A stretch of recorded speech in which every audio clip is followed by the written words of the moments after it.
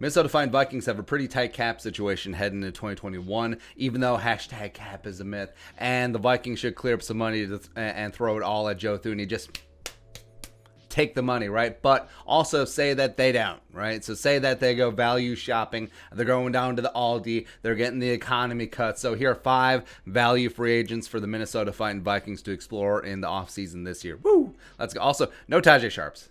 I mean, that's even though he's going to be a free agent again. So, number 1, Ethan Pocic, offensive lineman from the Seahawks. So I say offensive lineman because dude plays everywhere. 25 years young. 6'6", 320, 2017 second round pick, number 58 overall by the Seahawks. And now, I'll be honest, I loved him coming out of LSU. I wanted him. I needed him. And frankly, if the Vikings didn't go Dalvin at 41, I would have been okay if they would have just taken Pocic right there. He can legit play all 5 spots. He did so in college. Played guard and center for the Seahawks over the last 4 years. 29 career starts. This year, full-time at center, and he's only allowed 17 pressures and 1 sack this year as the Seahawks is starting to get that offensive line in order. The sack, by the way, was against Aaron Donald, so it's like, okay. Also, someone mentions, like, hey, Joe Thuney sucks. Look what he did against Aaron Donald. Look what anyone does against Aaron Donald. Anyways, but also he had a clean sheet against the Vikings this year. So in terms of the, hey, this guy played well against us scouting, there you go. He's in the final year of his 4-year rookie deal, and I think he will be relatively cheap with him struggling to find his place the first 3 years, even though he is just starting to get together now. So maybe teams will take a shot on him, possibly in the $5 to $6 million a year range, talking about just like an elevated version of the Josh Klein deal. But getting him, popping him in at a guard spot would be sublime. He's got the size. He's developed an NFL interior anchor, which was the concern coming in about him kicking inside from tackle. He's intelligent. He's a leader and also plays with great bend and gets a second level. So, and yet I dream. There we go. Next up, value free agent number 2 for the Minnesota Vikings, Davon Godchaux. Now, yeah, we're just going to get all the LSU Tigers. Woo, woo, right? So no tackle for the Dolphins. 26 years young, 6'3", 315, was a 2017 5th-round pick by the Dolphins, the aforementioned LSU. So Pocic, Godchaux, as well as Jefferson. Let's go. Was a 3-year starter at defensive tackle for the Fins. Career 48 pressures and 3 sacks over 52 career games. Also 179 total tackles, as well as 12 tackles for loss. Blew out his bicep week 5 against the Niners. Been on IR ever since, although he could potentially return for the playoffs. Now, I'm not 100% sold on Pierce. I mean, there's a lot of factors about him going forward. But also, I mean, Godchaux's not a true blue nose tackle per se. He does have quite a bit of twitch and a great first step. Also, he holds his ground phenomenally, and he can 2-gap at times. But also, you can use them as a 3-tech in base. So great versus the run. Also, you don't give up too much in terms of a pass rush element. And then maybe you kick him to the nose or 1 or 0 tech in passing situations. Or if the Vikings move to a 3-4, he does have the length to have a nice role as a 5-tech D end in the 3-4. So he has got size for it as well. And also, I think injury could keep his value relatively low. So even though he was pretty damn good in 2018, 2019, I think that he may be on track to be signing a 1-year prove-it deal somewhere for relatively low money, maybe some incentives. Let's rebuild that bully up in the middle, man. Let's go. Next up, value for agent number 3 for the Minnesota Vikings, DeMarcus Walker, defensive lineman for the Broncos, 26 years young, 6'4", 280, former second-round pick, number 51 overall. Also in the 2017 draft coming out of Florida State. Now, he came in as edge rusher, former teammate of Dalvin Cook, by the way. Chemistry. He had 16 sacks and 19 and a half tackles for loss in his final season in Tallahassee. And a lot of people thought he was going to be a first-round pick. It was actually really surprising that he fell into the second round. But, I mean, overall, his NFL career hasn't really gotten off the ground, right? Well, also, I mean, the Broncos just adding edge rusher upon edge rusher. So they had Von Miller, they got Bradley Chubb, they got Walker, they drafted Shane Ray back in the day. All right, so they get after, right? But he's been primarily a rotational guy in Denver, only 685 total snaps over 4 seasons.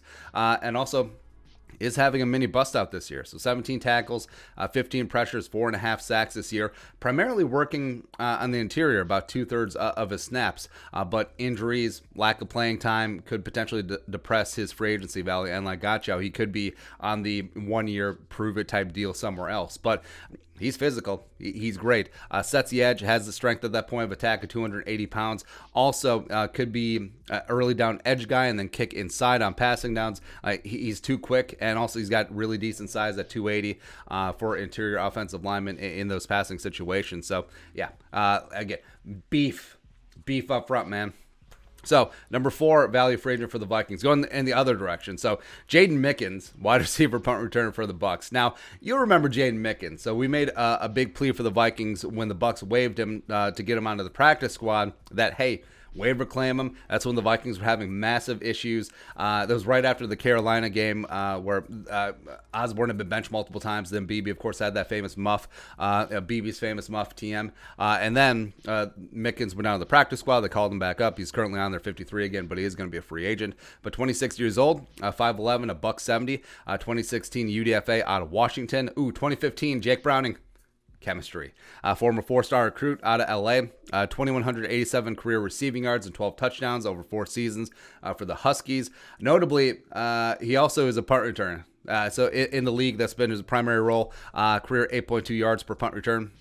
6.6 this season for the BUCS, as well as 24.1 yards per kick return this year as well. And I think that he would be a significant upgrade in terms of a guy that you would trust as a punt return guy, as well as a little bit of shimmy in the kick return game. Maybe get something going on there, as well as whatever he adds as a vertical element as a wide receiver 4 or 5 is just a bonus. Lastly, so value free agent number 5 for the Vikings this offseason. Going QB, Brandon Allen, QB of the Bengals. Now, I am 1,000% still in draft your quarterback of the future this draft. But also, can we at least get a veteran quarterback who, actually does something for you? Instead of Sean Mannion, just blah.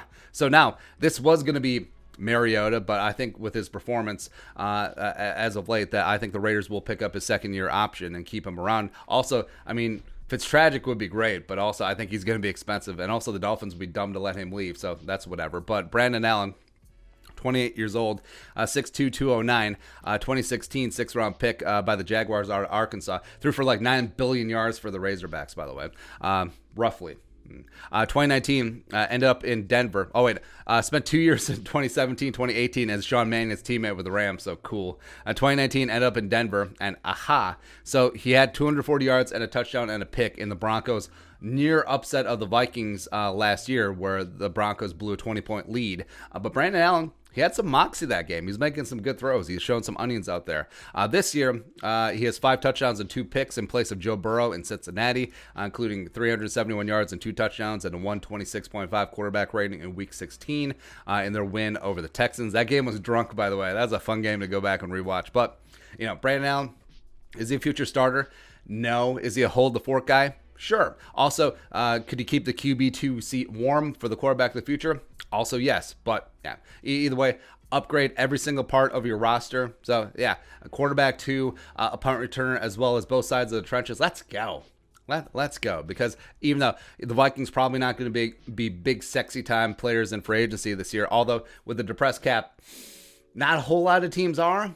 But there still is a lot of value to be had. And as you get to that 2nd, 3rd, 4th wave of free agency, these are some names to keep an eye on. And just like one time. But your thoughts. Value free agents for the Vikings, let us know in the comment section below. Subscribe for daily Vikings takes. Want to support that work, post on Venmo. But until next time, Skol, production value.